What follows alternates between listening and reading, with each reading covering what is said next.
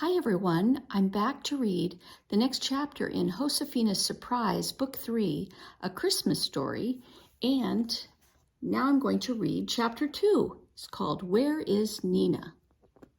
Josefina closed her eyes and tried to picture Nina. The last time Josefina had seen her, Nina was wearing a pale blue skirt.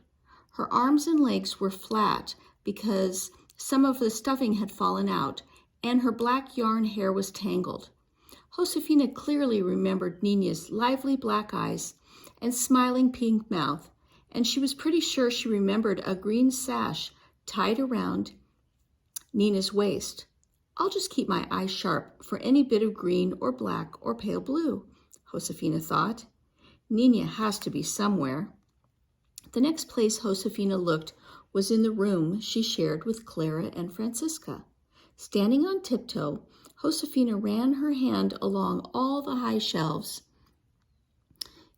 built into the wall. She looked in corners, under blankets, and behind the trunk that Clara and Francisca kept their clothes in. No Nina. Josefina opened the trunk to search inside. Clara's clothes were folded neatly and stacked in precise piles. Josefina looked between them and under them, but saw nothing. Francisca's clothes were loosely folded and piled in the trunk, in such a haphazard way that Josefina had to dig through them. She did find a missing stocking, a broken button, and a hair ribbon that Francisca had loudly complained about losing. But she didn't find Nina. Josefina sat back on her heels and sighed. Where is Nina, she wondered. It was a question she asked herself hundreds of times a day as Christmas came nearer. No matter where she was or what else she was doing, Josefina was looking for Nina. She'd start searching early in the morning when the snow on the mountain still had its cool blue glow, and she wouldn't stop until late in the afternoon when the sunset made the snow look rosy. Josefina's eyes searched in the sala when she knelt there first thing in the morning for prayers with her family. Every time she walked to the stream to fetch water for the day, she looked around, hoping to see Nina hiding behind a rock or nestled at the foot of a tree. She explored every nook and cranny of the storerooms, the stables, and the chicken coops as she did her daily chores. She looked in the kitchen while she made bizcochito cookies, and in the courtyard while she waited for bread to bake. She looked in the cradle where she rocked Anna's baby son to sleep. She looked in the weaving room behind the looms, in the stacks of finished blankets, and in baskets full of wool waiting to be carded and spun. Still no Nina. In desperation, Josefina even searched the goat's pen. You haven't eaten Nina, have you? She asked her old enemy, Florecita. The yellow-eyed goat looked at Josefina, blinked once, and turned away. Josefina tried hard not to be discouraged, even though she soon felt as if she'd searched every inch in the rancho. Then one day, Josefina and her sisters and Tia Dolores were invited to Senora Sanchez's house. Josefina was glad to go. She knew that Clara and Margarita Sanchez used to play dolls together. Maybe that's where Nina was. At least it was a new place to look. Buenos dias. Please come in, said Senora Sanchez as she welcomed everyone to her house. Almost all of the women and the children from the village were there.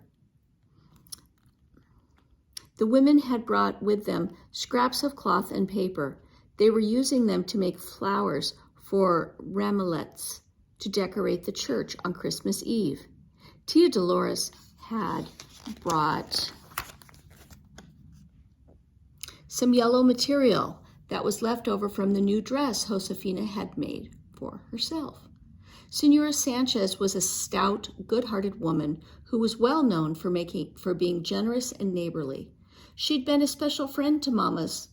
They used to visit back and forth to share food and news and advice. Senora Sanchez always had time to sit and talk, and yet she seemed always to have something delicious cooking on the hearth, and her house was as neat as a pin. Mama used to say she didn't know how Senora Sanchez did it, But Senora Sanchez's house wasn't neat today.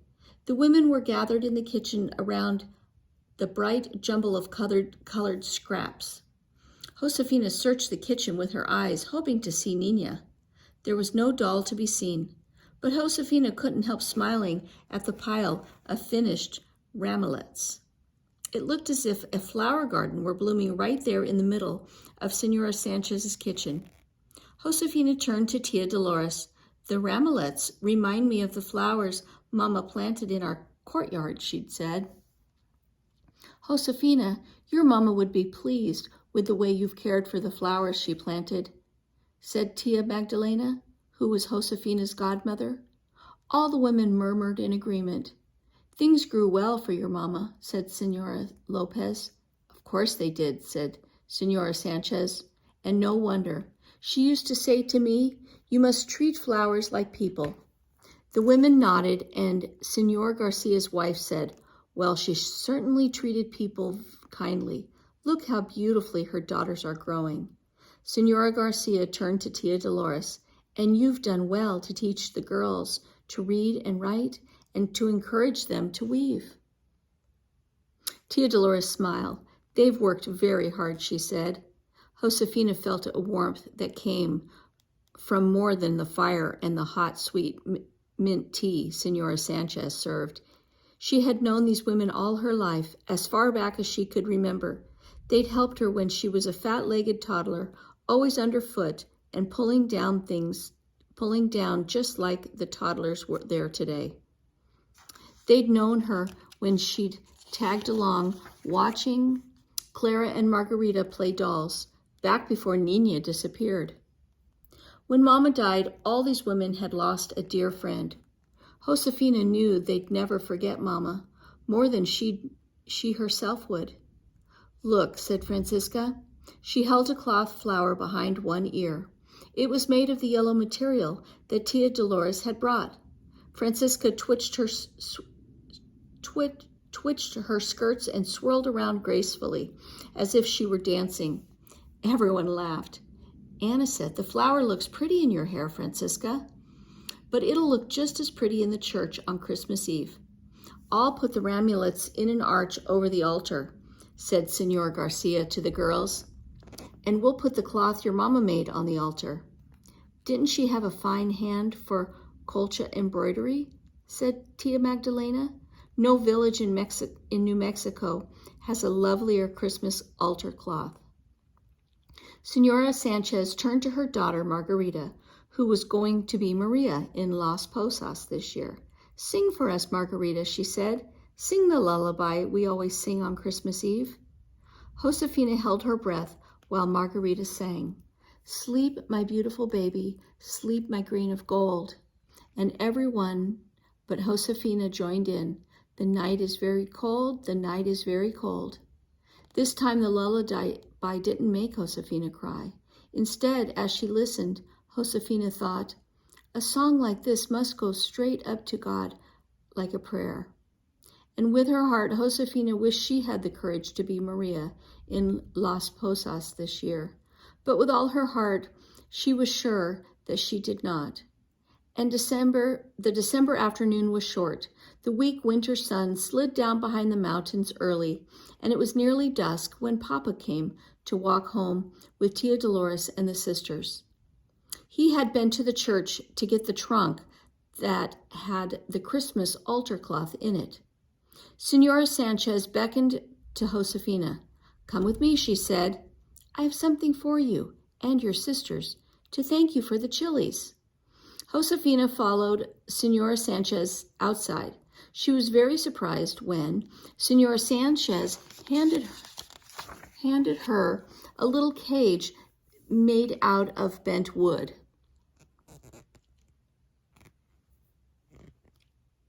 Inside the cage were the plumpiest, prettiest black and white hen Josefina had ever seen. Oh, Senora Sanchez, Josefina exclaimed. Gracias. Senora Sanchez beamed a generous smile. She's a vain little hen, very proud of herself, I'm afraid, she said. But she has reason to be proud. She lays very fine eggs. I thought you and your sister could raise her chicks to increase your flock. I know you'll take good care of her." Josefina thanked Señora Sanchez again. She held up the cage to look at the hen, who puffed herself up and met Josefina's gaze with her beady black eyes. Then Papa strapped the hen's cage onto the burro. Next to the trunk from the church, he and Dolores and the sisters began the long walk home. "Adios," the women called out after them. "God keep you well." Josefina turned and waved. "Adios," she called. It had been a long, full day, and Josefina was tired. As she walked along next to Clara, she said happily, "The rimulets will look beautiful in the church, won't they?" "I suppose so," said Clara, rather sourly.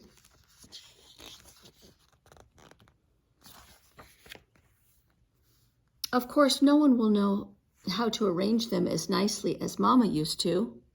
She sighed. "Oh well, at least the altar will look all right. It will be the way it used to be."